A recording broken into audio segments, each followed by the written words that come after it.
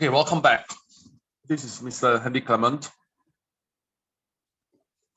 A class for year 7 to year 9, okay, science and math, okay.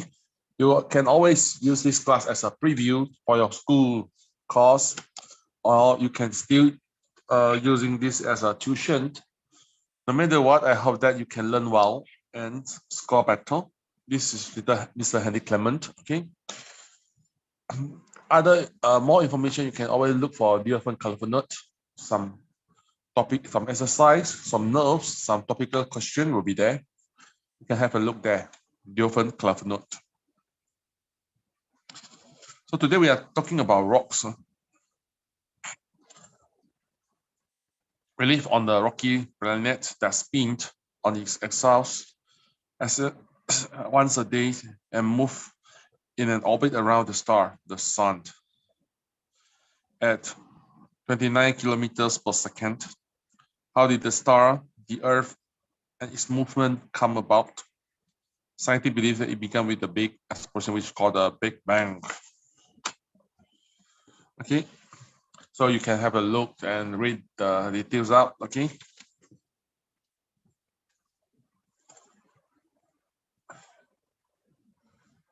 So the word that you need to know is like nebula, nuclear fusion. Okay. So this is the formation of the solar system. Okay, we have the sun. Scientists believe that about 4.6 billion years ago, the sun and the solar system formed from a huge cloud of gas and dust. They think an exploding star nearby make the cloud begin to rotate. As the cloud turned, it from a disk. Okay, hydrogen and helium in the cloud collected at the center and form a star or a sun. Okay, this is the sun. We have the Mercury, Venus, Earth, Mars, Jupiter, Saturn, Uranus, and Neptune. Okay. The dust particle moving in the disk around the sun began colliding into each other and sticky together. Over time, they formed larger and larger lumps of rocks. Some became the first 4 planets moving around the sun, and other became the center of the 4 gas giant planets. The Earth, this is our Earth, okay, are divided into 3 regions, which is the crust, mantle, and core. Okay, the core is divided into 2 parts, the inner and the outer. The inner one is a ball of iron and nickel, which is around 2,740 kilometers in diameter. There are also radioactive elements such as uranium. They generate heat, which keep the core at about 5,000 degrees Celsius. The metal in the inner core still remains solid, even though the temperature is above their normal melting point. This is due to the high pressure. And other material in the planet push on them and prevent them from turning from a solid to a liquid. The outer core is about 2,000 kilometers thick and is composed of the more iron and nickel. The 2 metals in this layer are in liquid form. As the Earth turned, the inner core moves in a different speed from the outer core. This difference in the movement in the 2 metallic regions is thought to generate the Earth's magnetic field because they move, they turn at a different rate. The mantle is made of a rocky material, which is around 2,900 kilometers thick. It is composed mainly of the element iron, silicon, oxygen, and magnesium. The atoms of these elements are joined together to make substances called compounds. The main compound in the metal are called silicates. They are made from silicon and oxygen, which is combined of atom of other element. The metal is very hot. For example, it's around 1500 Celsius at the depth of the 2000 kilometer below the Earth's surface. This is about the normal melting point of the rock, but the pressure of the material above it keep the rocks solid.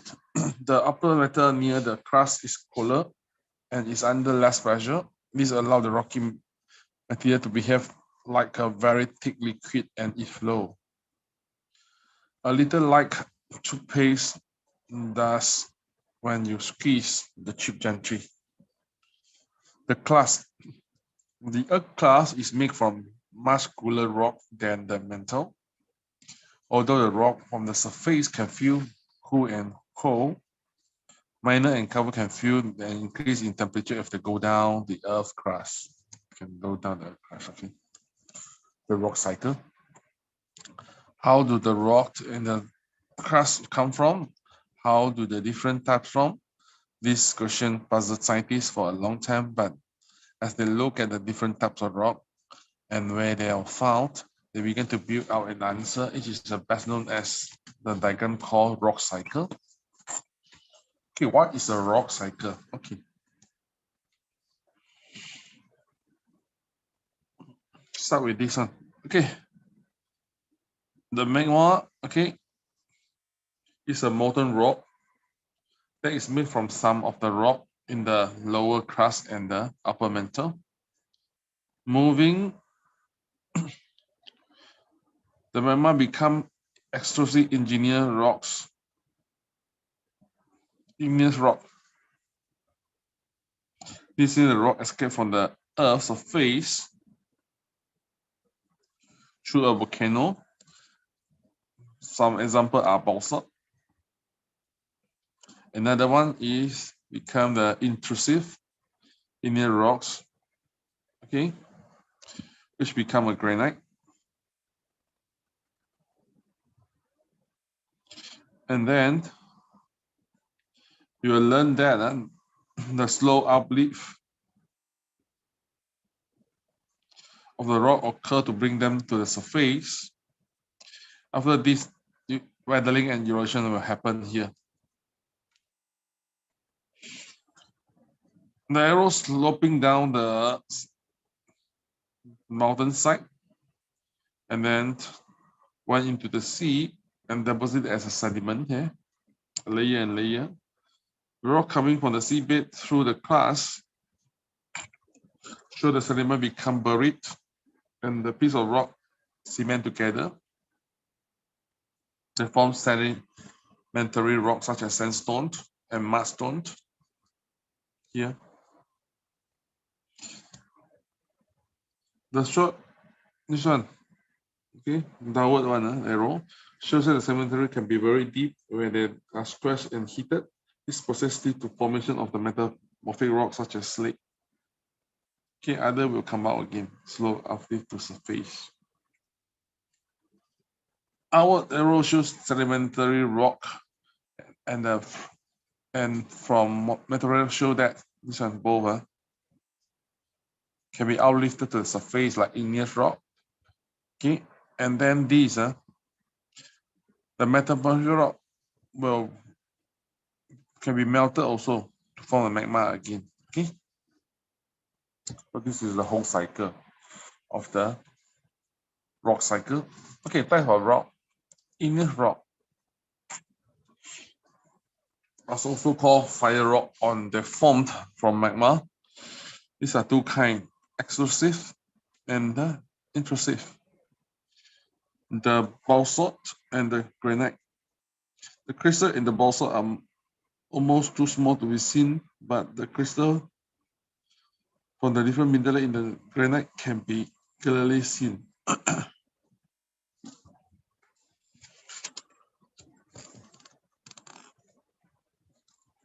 Rapid cooling. Some rock cools down very rapidly, so they emerge into the air. That crystal do not have time to form. Obsidian form in this way. obsidian. It is a black glassy rock.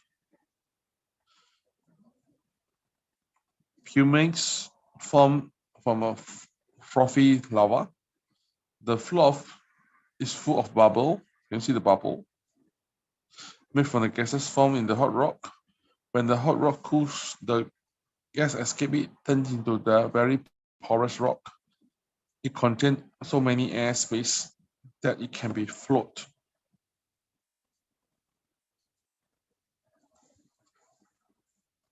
We'll be looking at the volcanoes.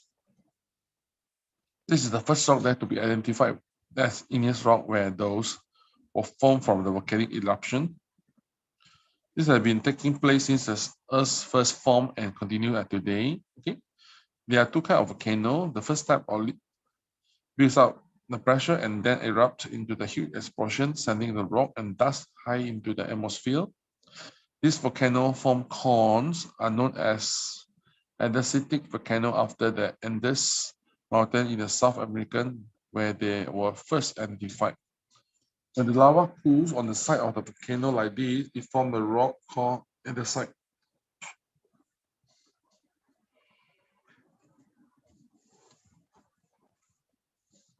The second type of volcano is called Biosolitic Volcano because the rock it produces is fatter than the cone-shaped andesitic volcano and is sometimes called the shear volcanoes. Eruptions from the basaltic volcano are usually much less violent than those of the andesitic volcanoes, and scientists can get quite close to study them. Steady and continuous basaltic eruptions occur under the sea, where the basalt form the sea floor. They also occur on the land of the Hawaii island. I think you can see the people can observe this eruption very close. Okay, sedimentary rock. These are the three kinds of the sedimentary rock. The rock that formed from rocky fragments, rock that formed from the part of the living thing, and rock that formed from mineral when the seawater dries up. Okay, number one, this is a sandstone. The form from the tiny grains of rock are pressed and bound together. Rocky fragments are produced by weathering to form small particles like sand grains or even smaller. They are carried down river and settle out when the water current slow down. Over a long period of time, thousands or millions of years, the layer of particle build up. As the thickness and the weight of the layer increase, the particle becomes squashed together. In time, the different particle becomes bound together by the mineral, and that settle between them and make firm rock. Sandstone is a good example of a sedimentary rock formed in this way. Other examples are rock called conglomerate, made from with pebbles, shale made from the mixture of silt and clay, and the siltstone and mudstone. So rock from the parts of the living thing. So you can see that the shells in the piece of the limestone. You can see here. Okay, the shells from the ancient living things have formed sediment that have been turned into rock. Limestone is formed from the shell of the sea creatures such as mollusks that collected at the bottom of the sea. Chalk forms from the tiny shells of the prototics that live in the plankton. Rock from the dried up sea, rock salt, are also called halite. Seawater contains many chemicals that have dissolved out of the mineral in the rock and has been washed down deeper into the sea and ocean. In the past, many seas have dried up. In this process, water evaporates from the surface, leaving the mineral behind and making the remaining seawater more concentrated. Eventually, there is too little water left and all the chemicals to remain in the solution, and some of them join together and form crystal. Rock that form in this way are called evaporites. Rock salt and gypsum are two of examples. Metamorphic rock, you can see this metamorphic rock and slate.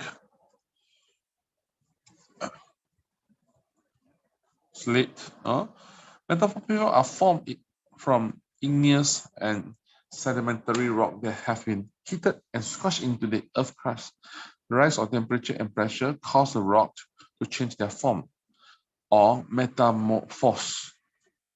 When limestone is heated and squashed, it changes into the marbles. Shear is a sedimentary rock made from a very tiny particle, similar to those in clay and marsh. When it changes or metamorphoses into slate, the tiny particles or grains line up and make sheets of the rock that can be split apart. Okay.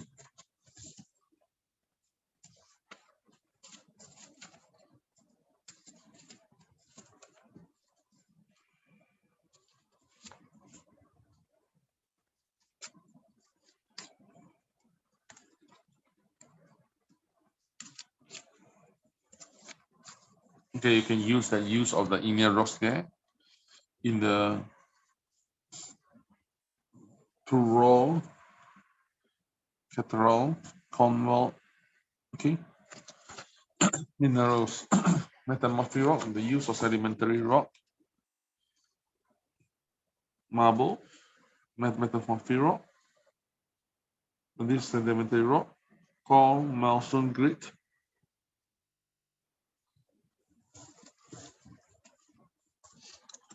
Mineral. When researching about rocks, you are often come across the term rocks and minerals. A mineral is a substance that has formed one or more elements in the earth. Rocks are formed from different minerals that stick together. This is shown while in granite is made from the mineral, okay, from the pink color, black color to white color, okay. So gold, silver, and copper are examples of very few elements that are found in their own.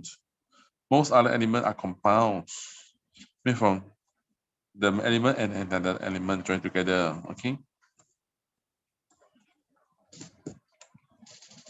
Tiny piece of gold separated from the sediment in the process called canning.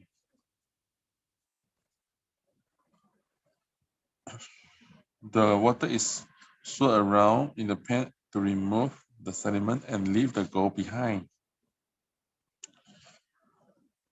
The atom of the element in the mineral usually join together to form crystal structure. For example, the atom of silicon and oxide to form crystal structure called quartz, which can have different appearance. Can you see here? Variety of the quartz, rock, crystal, and the amethyst.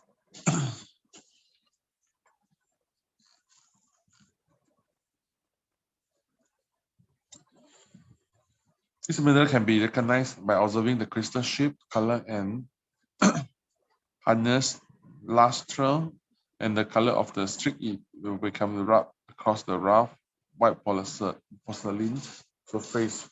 Over 2,000 minerals have been identified. Some rare minerals have particular attractive property. They have a pleasing color, a shining structure, or sparkles. When light passes through them, these minerals, such as opal, diamond, and beryl, when it's cut to form emerald, are called gemstones. Different gemstones may be formed in different ways. For example, diamond composed just a carbon atom, formed in hot rock and rise through the Earth's crust. Beryl, which is composed of atoms of beryllium, aluminium, silicon, and oxygen, formed at the last part of the granite rock to cool in the Earth's crust. Opal, formed from silicon, oxygen, and hydrogen atoms, formed from the mineral in the water of hot spring or from the weathering of certain kind of rock. Oats is a rock that possesses a large quantity of the metal compound are called oats. Okay, bauxite is for aluminium. Hematite is for iron. So this is the bauxite. This is the hematite. Soil. We know that the Earth is a rocky planet, but if we stand on a natural piece of ground, we find we are standing on soil. The soil is usually covered by plants and that are growing in it. So it allowed plants to set down their roots and hold the position in a habitat. It also store water and mineral for the plant to use as they grow. Successful farming depends on the soil. So over years, scientists have studied soil to see how best to use the crops. Okay. So how the soil form? Actually, it's a process of breaking down of rock. Okay, called weathering. Okay. So now we need to learn about some physical weathering and also the chemical weathering. Okay. So the physical weathering is a change in the temperature. Change in the temperature. This is interesting. Allow me to read for you. When the rock heats up, the mineral in it expand. The mineral expand by the different amount, and so they do push on each other. When the rocks push down, the mineral contract and space develop between them. After being heated and cooled many times, the mineral become loose and fall away. In a desert like Sahara, the temperature soars during the day and over 40 and night may drop until -7 degrees Celsius. This great change of temperature make the surface of rock crumble. The effect of ice. Okay, when the rains, it rains on the porous rock like the sandstone, the water can stay in the rock for some time. If the weather become cooler, the water in the rock may freeze. When the water freezes, it forms ice, it expands, and the ice push the side of the porous and make the rock crumble. Water that gather in the cracks of any rock also expand. When it freezes, it makes it push the side of a crack and it eventually cause the pieces of rock to snap off.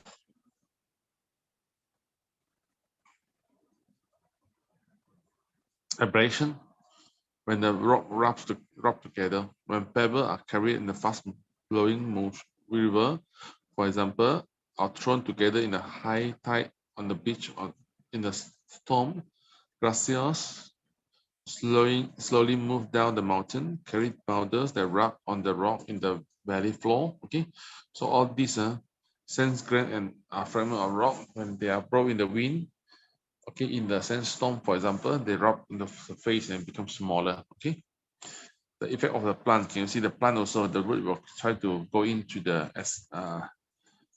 gap between, and then the crack it, and then they will push on and break down the rock. Okay, other thing will be like chemical weathering. Weathering is a way off of the thing. Okay, when water is a slightly acid due to carbon dioxide, and nowadays in the city we have the sulfur dioxide to make it more acid.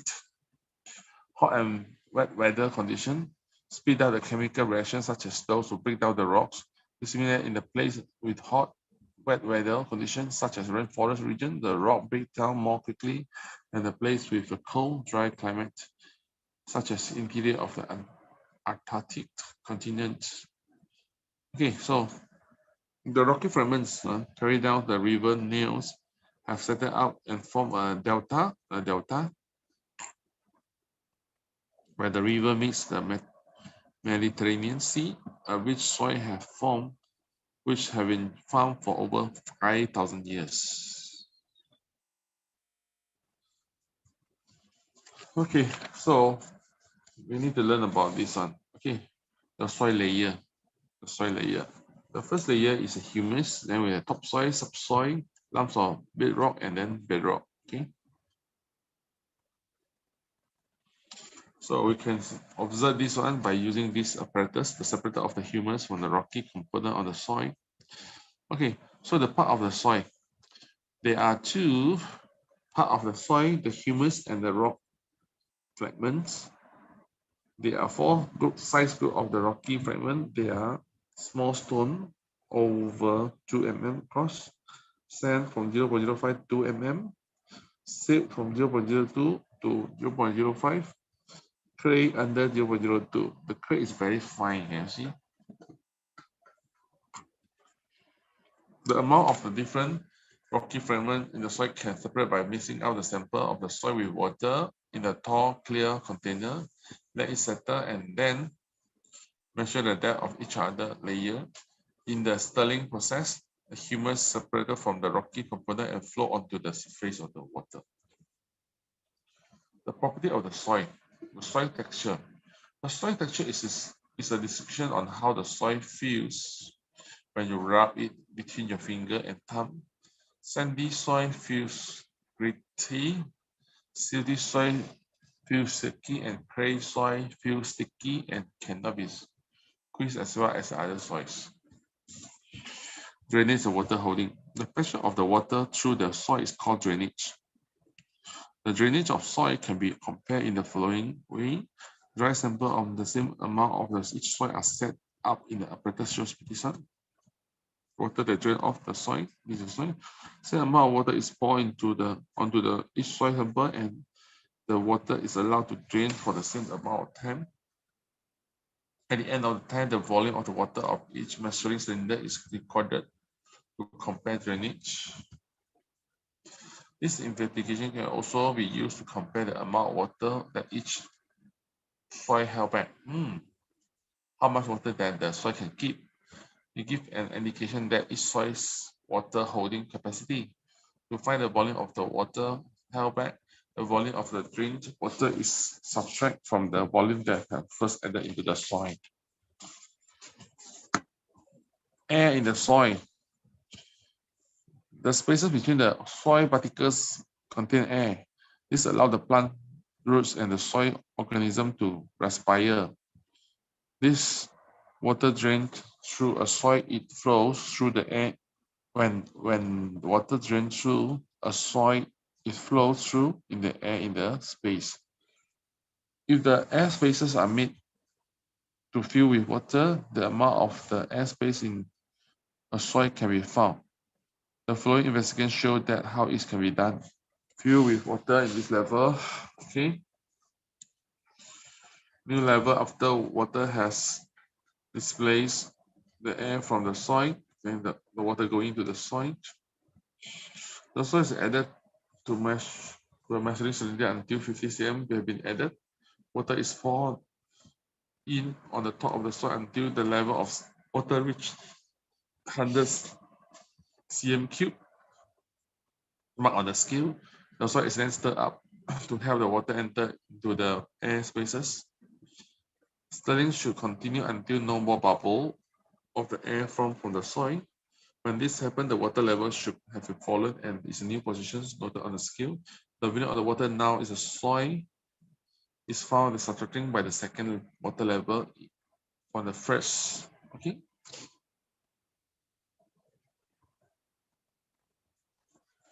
So you can find the percentage using some mathematical way. And then we know also soil has the pH, right? So you can use the indicator to measure the pH.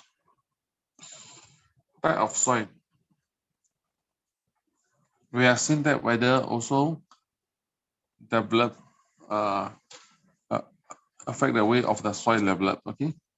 So here, this is the region of the Leh in the northern India. There are thin soil on the steep mountain and the thicker soil in the valley that crops are grown. Can you see?